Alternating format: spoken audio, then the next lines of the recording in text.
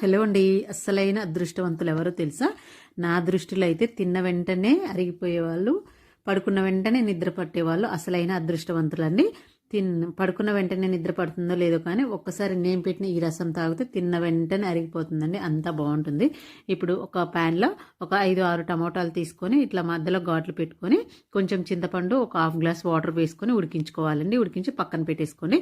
ఇప్పుడు ఒక రోట్లో కొంచెం కొబ్బరి, ఒక 6-7 వెల్లుల్లి రెబ్బలు, ఒక హాఫ్ టేబుల్ స్పూన్ ఓన్లీ ధనియా పౌడర్ వేసుకొని మెత్తగా దంచుకొని పక్కన పెట్టేసుకోండి. ఇప్పుడు టమోటాలు ఆరిపోయినాయి కదా, ఇవన్నీ ఒకసారి బాగా పిసుకొని తగినన్ని వాటర్ వేసుకోవాలి.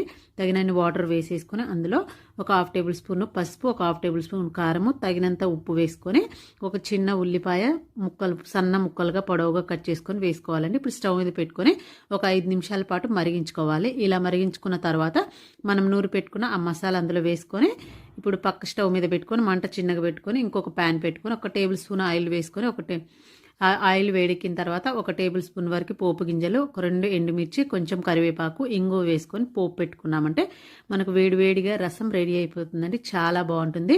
ఒక్కసారి పెట్టుకుంటే గ్లాసులు తాగేస్తారు. అంత